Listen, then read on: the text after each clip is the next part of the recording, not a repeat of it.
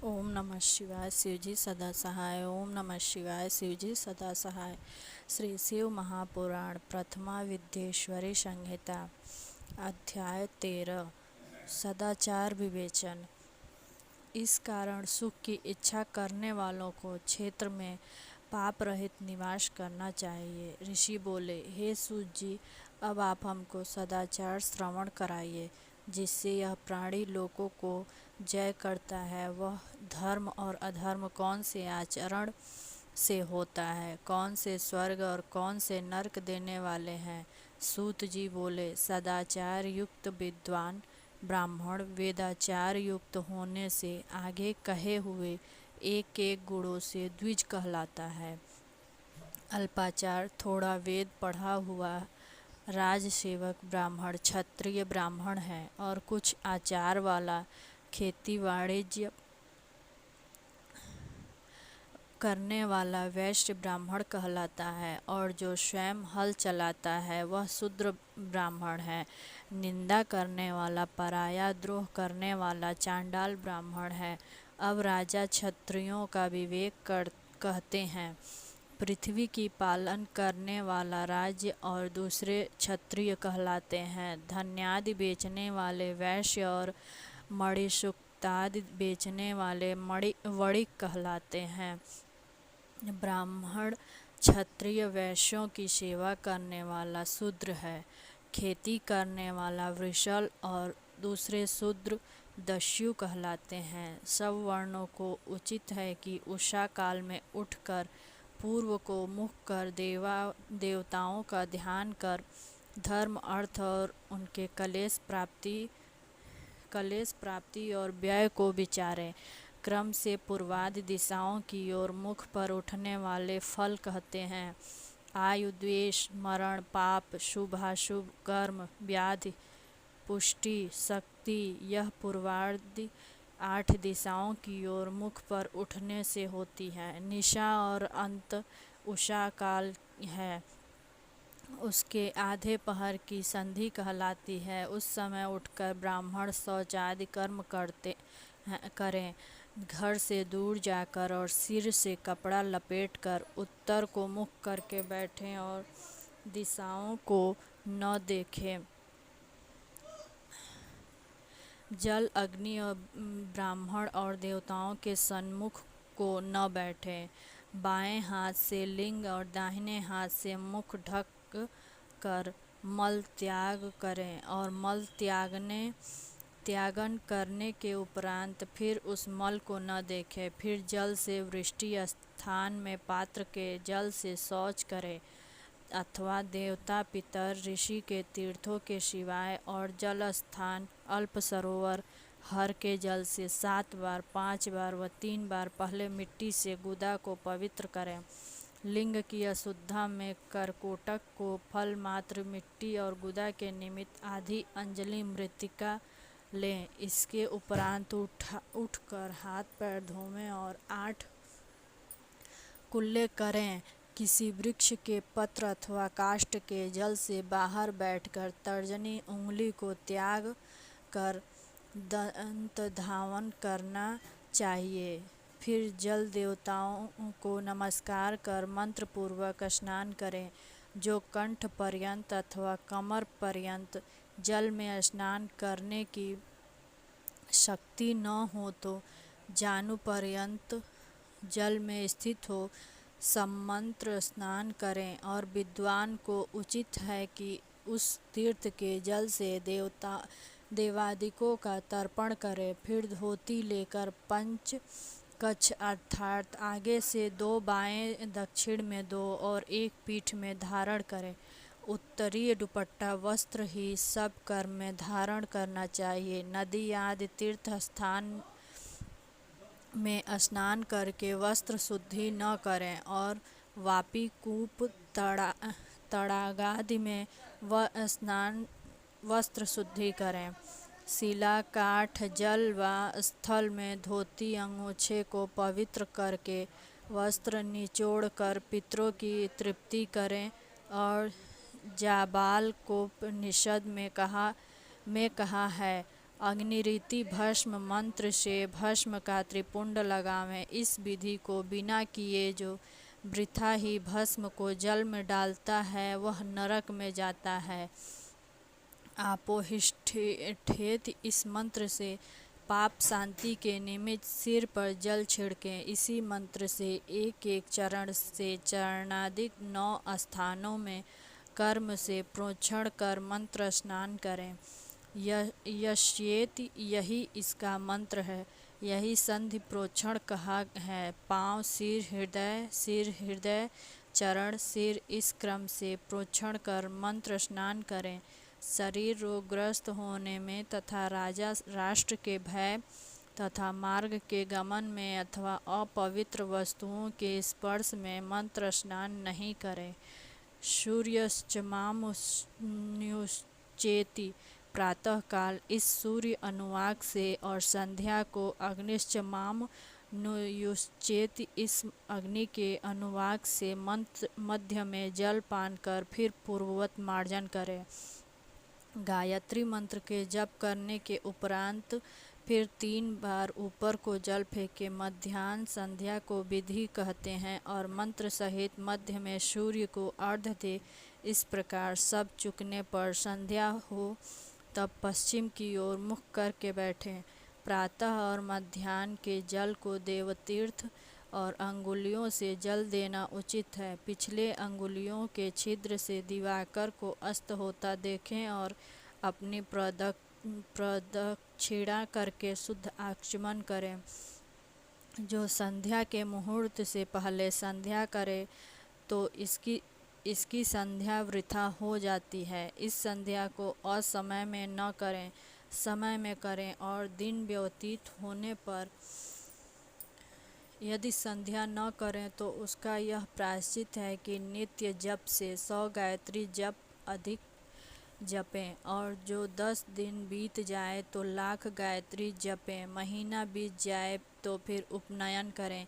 ईश गौरी स्कंद विष्णु ब्रह्मा इंद्र यम इन सब देवताओं को एक रूप जानकर अर्थ सिद्धि निमित्त तृप्त करें। फिर ब्रह्मार्पण करके शुद्ध आचमन करें।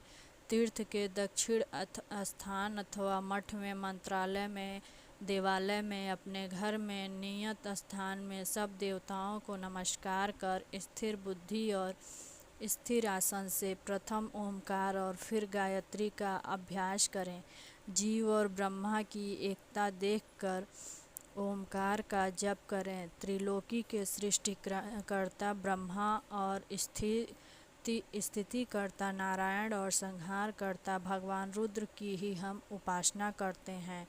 ज्ञानेंद्रिय कामेंद्रिय मन की वृत्ति और बुद्धि को वह परमात्मा भाग और मोक्ष देने वाले धर्म में सदा लगावें। इस प्रकार अर्थ विधि से ध्यान करता हुआ निश्चय ब्रह्मा को प्राप्त होता है। अर्थ ज्ञान के बिना ब्राह्मणत्व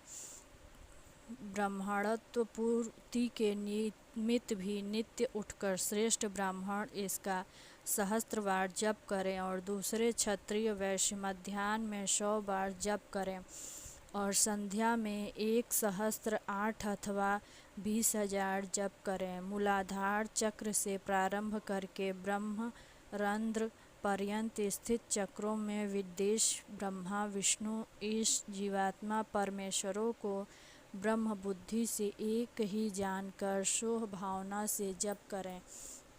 उन्हीं विदेशा को ब्रह्मरंध्रादि में काया से बाहर ध्यान करें। तत्व प्रकृति से आरंभ करके प्रारब्ध भोग वश से हुए सहस्त्रों शरीरों के समूह को प्राप्ति की ओर एक जप से एक शरीर को अतिक्रमण कर शनैः शनैः जीव की परब्रह्म में लगावें। यह जप तत्व है।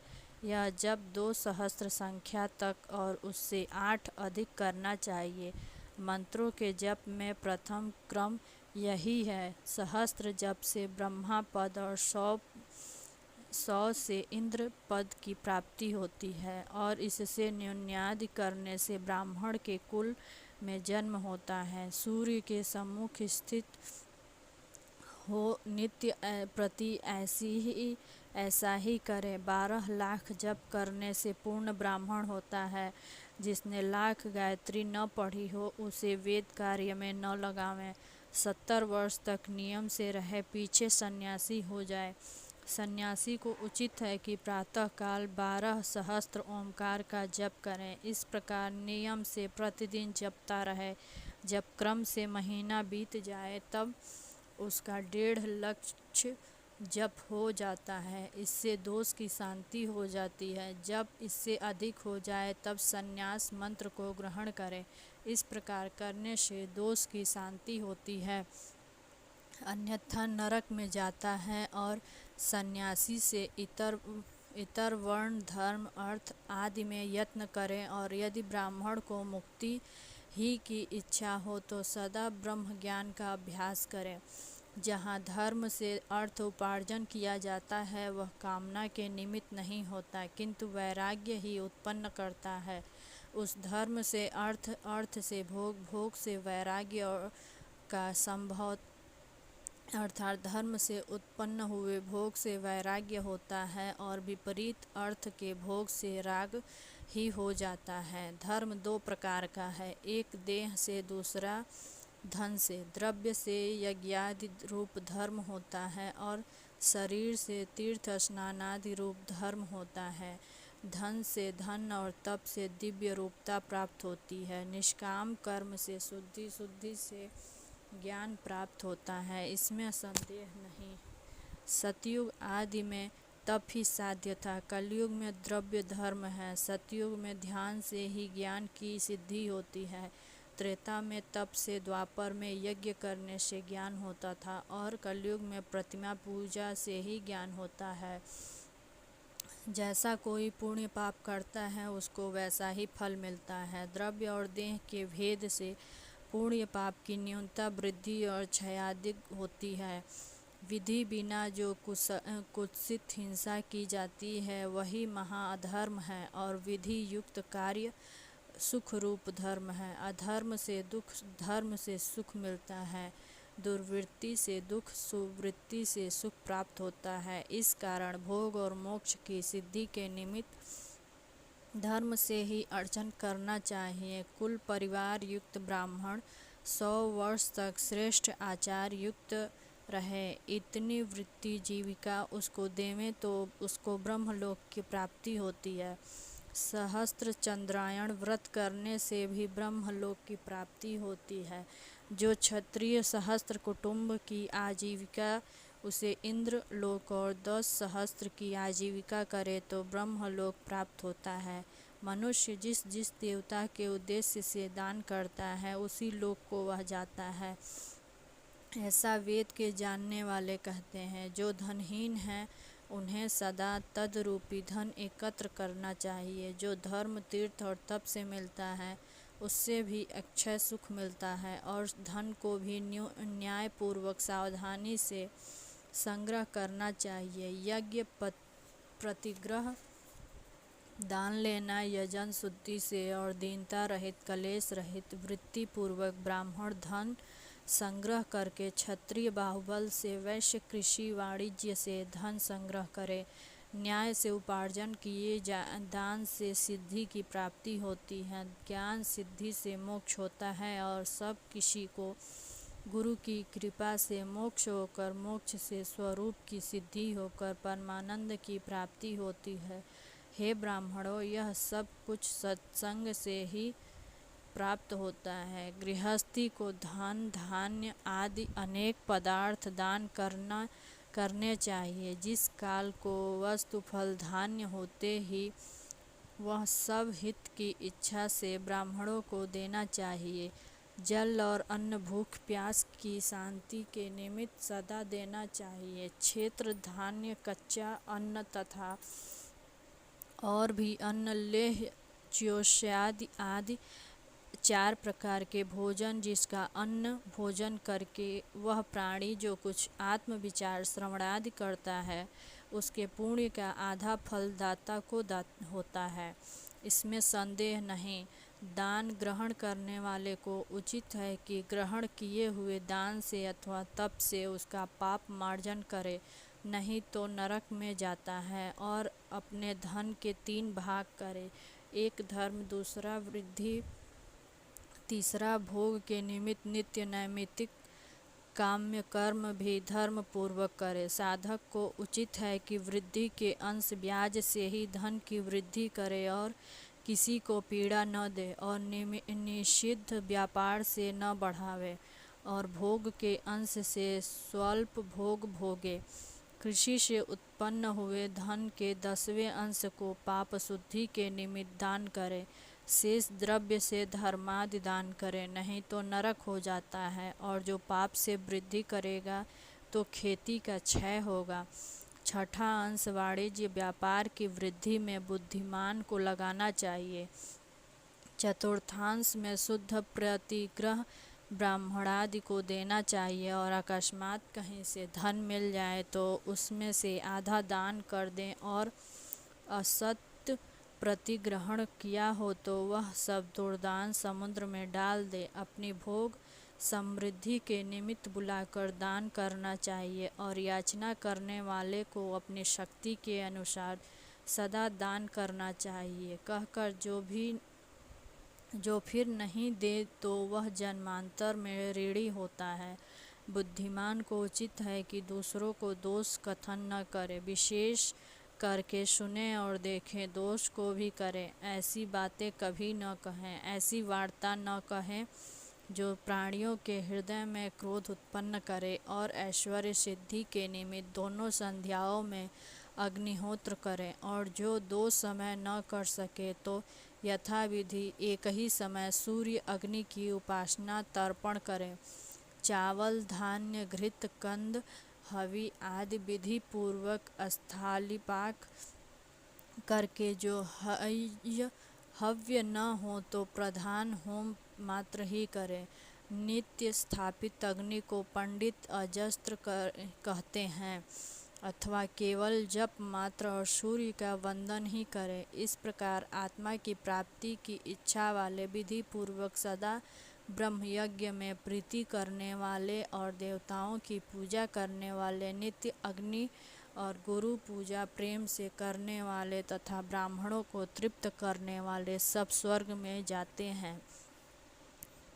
ओम नमः शिवाय। शिवजी सदा सहाय। ओम नमः शिवाय। शिवजी सदा सहाय।